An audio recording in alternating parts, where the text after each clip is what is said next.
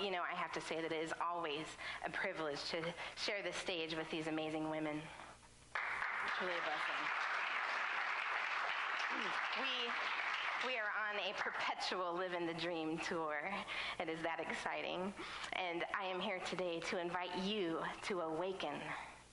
Awaken to your dreams and unleash your inner rock star like never before, that you may live the good that is God. Because ultimately, isn't that desire to know God at the core of every dream?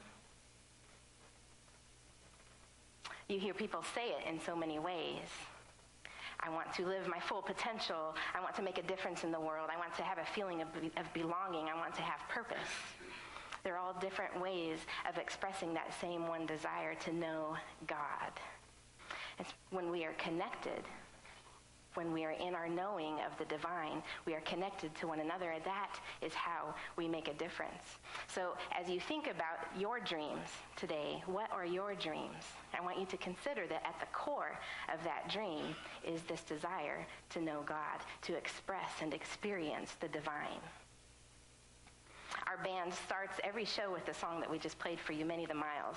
And I wanted that song today. It's perfect because when we think about our dreams, don't they often seem distant, elusive? It takes time, it takes education, it takes money, it takes experience. You have to know somebody or you have to be somebody and on and on. But when you realize that what is at the core of that dream is this desire to know God, then suddenly what is elusive and distant moves in. And it is right here, right now, everywhere present, all the time. And it is this knowing that unleashes your rock star into the outer experience of God. You carry that with you. And there's a lot of waiting involved. A lot of blood, sweat, and tears shed. A lot of miles. How far do I have to go to get to you? Music was the first big calling of my life. The first calling to something that I knew without doubt was bigger than me. Ever since I was little, I wanted to play the saxophone. And I had to wait until I was in 5th grade band. And when I got to 5th grade, my family moved to a different school in which you had to be in 6th grade. I know, right? And then you couldn't start on saxophone, you had to start on flute or clarinet. It was the 80s, everybody wanted to play the saxophone, right? And this was their solution to that problem. I wasn't having it. You could say this was my first rage against the machine. I was going to play the saxophone, thank you. Now, I didn't exactly throw a fit, but I made it clear that I would be playing the saxophone. And I don't know what the conversation was between my parents and the band director, but I do know that after that meeting, they ordered an alto saxophone. Thank you. So I had been waiting by the age of 11 almost half my life, right? To play the saxophone, and this was my moment. And I remember the day it arrived like it was yesterday. I went home from school at lunchtime because I lived really close to the school. So I went home at lunchtime to see if it was there, and there it was on the porch. I unpacked it, I put it together, and because I had already studied the fingering charts, I knew what to do with it, and I started to play. And I distinctly remember that for the first time, I felt like I could say something, and it finally made sense. I found my voice, and music was my language. So I kept playing. And by the age of 14, I got my first regular paying gig. And over the years, I learned other instruments, including flute and clarinet. But I don't sing. And I have never had confidence in my actual voice because I've always been told I'm not easy to understand. I don't speak clearly. I talk too fast, or I use unholy language. I'm too blunt. And when I get emotional, I either don't say anything or I overstate things. So when I got my second big calling in life, my call to ministry, as you can imagine, it was a while before I told anybody. Ministry, me? Well, come on, gotta say stuff. So here I am, against all odds, in progress, unleashing my inner rock star in a whole new way.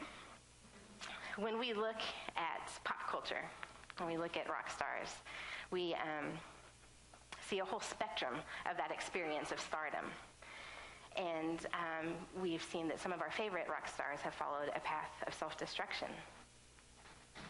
You can see up here, we have Elvis Presley, Janis Joplin, Jim Morrison, Jimi Hendrix, Kurt Cobain, Amy Winehouse, Michael Jackson, and the list goes on. And so we have to know with compassion that the path isn't easy. The path is not easy. But today is about you and your dreams. And so it's one thing for an 11-year-old to say, I've waited half my life. But as we get older, the years and the miles get longer. And dreams are forgotten and inspiration wanes. How far do I have to go to get to you? This is why we need to have the conversation. This is why we need to bring it to the forefront in our spiritual communities. So today, let's have the conversation. Let's start by rocking some metaphysics. In the spirit of our co-founder, Unity co-founder Charles Fillmore, let's take a look at a metaphysical interpretation of rock star. You will not find this in the Revealing Word or the Metaphysical Bible Dictionary. But I can send you the PowerPoint later if you want. All right. The great songwriter of the Bible, King David. In the Old Testament, in the book of Psalms, he used the word rock 24 times with reference to God. And in his last song, what is known as his last song, which appears in the second book of Samuel, chapter 22, he asked the question, who is a rock but our God? Who is a rock but our God? So we know that God is foundational. We know that the rock is the foundation from which we live. And we know that in the Old Testament that God brought forth water from rock. So life itself flows from this foundation. Rock is foundation. Star is light, creative expression. Rock star. So being a rock star is about being anchored in the foundation of your divine nature and then harnessing your creative power, your creative expression in such a way that you allow your divine light to shine in the world. Rock star. Carry that with. Thank you. I get extra credit for that. All right. So our affirmation, as I unleash my inner rock star foundation, creative light, creative energy, I live the good that is God. How do you go about this unleashing? So glad you asked. I offer you 3 steps. Find your voice, get a band, and get some gigs.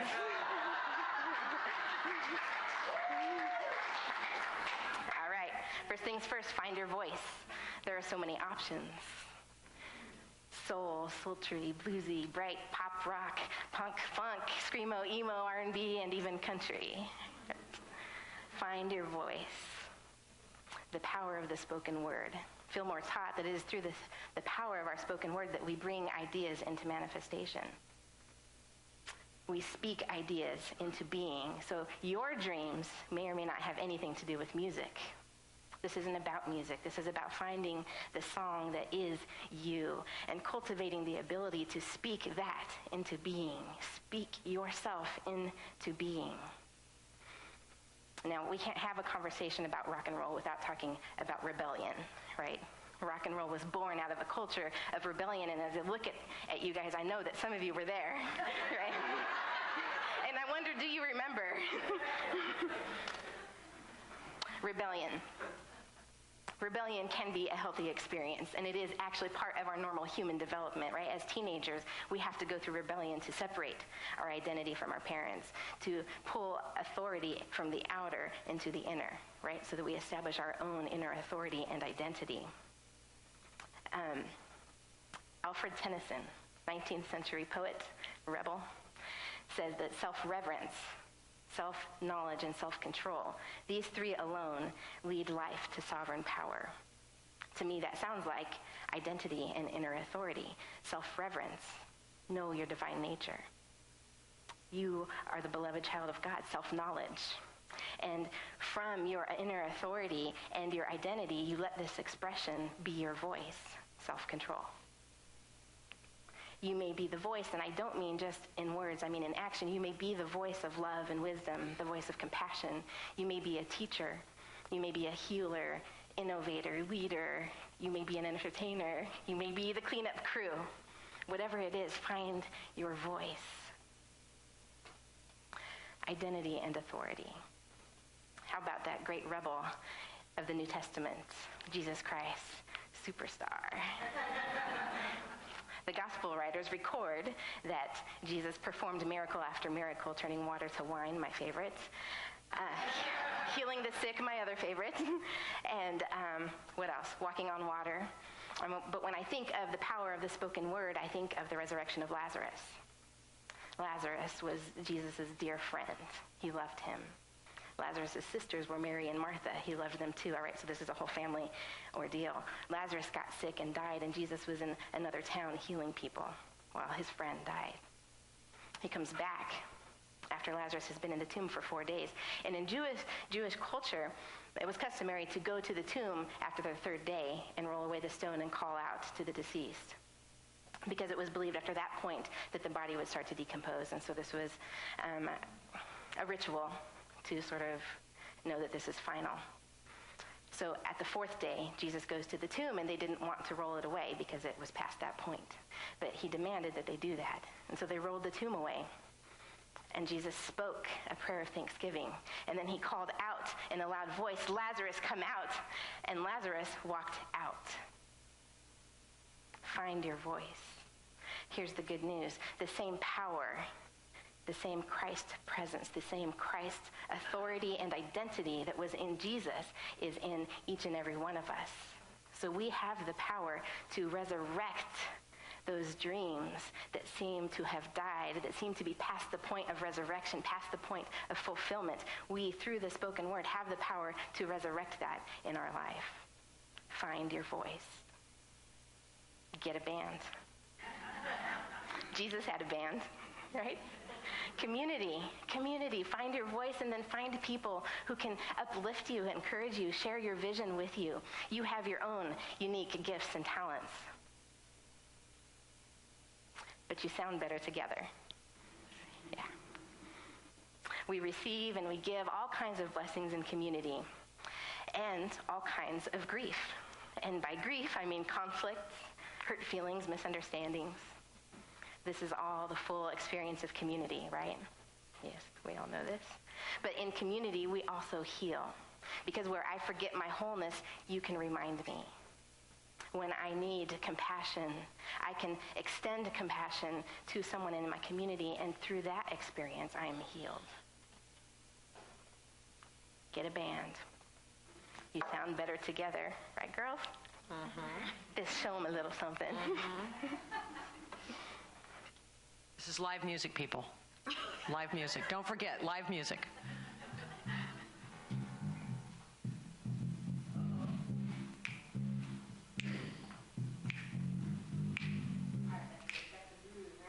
Have a groove. All right. And then when we need a beat, then we add the drums. Here we go, Bree.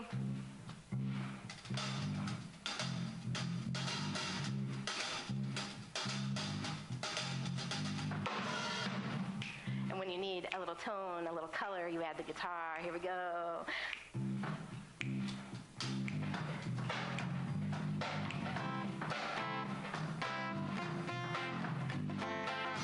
And the vocals give depth and message. Come on, girls. I'll take you there. Oh, yeah. I'll take you there. Oh, take you there. I'll take you there. I'll take you there. I'll take you there. Oh, take me. I'll take you there. Oh, take me there. Here we go. I'll take you there. All right, that's good. Thank you. All right, you sound better together, right?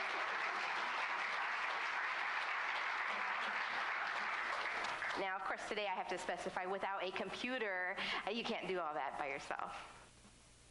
You give power to each other's voices. You create a fullness to each other's voice.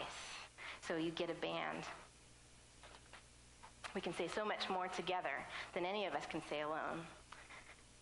Find your voice. Know who you are. Get a band. Find people who support you, and get some gigs. Get out in the world and shine your light. This is the fifth unity principle, right? Go out and do it. This is living the dream. Go be it in the world. The teacher needs students. The chef needs hungry people. The healer needs the wounded. Your song needs to be heard. As you shine your light, you inspire others to do the same. You invite the presence of God into your activity. And you live the good that is God. You live the good that is you. And that's what makes a difference in the world. Kathleen Kunkler is our band leader. And because of her personal vision of a prosperous world, more than half of our gigs are for benefit or charity concerts. Her personal vision, we band together and we go out in the world and we do that. And we have a really great, dedicated fan base, and they show up to our gigs and they contribute to these nonprofit organizations.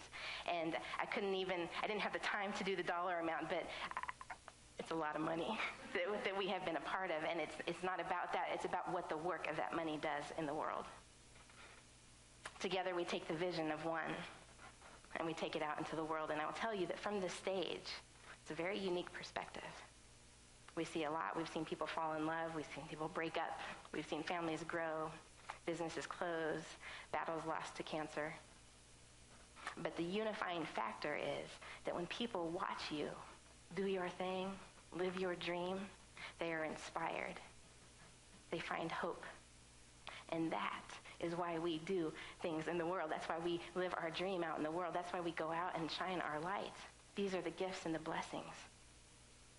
Rock star. So we defined our term rock star as living from the foundation of your divine nature and being the light in the world. But I feel like if this were an album, I would have to put a warning label on it. And it's that word unleash. That can be a dangerous word. So what happens when you've been chained or leashed and you're struggling to get free and you let go? What happens? If you're not ready for it, because there's an immediate acceleration, you will fall. But if you know in that moment of your unleashing, if you're ready for it, you will feel that free fall. But you can move through it, a rebel on a path to rock stardom. In that moment, you gather up your faith. You anchor in the rock of your being. You harness your creativity and shine your light. And your rebellion can help you establish identity and authority. You will find your voice. You will band together in community for a shared vision. And you will take it out into the world. And when you go, remember, there is nothing ugly about you. You are not your story. And as you unleash your inner rock star, you will live the good that is God. Thank you.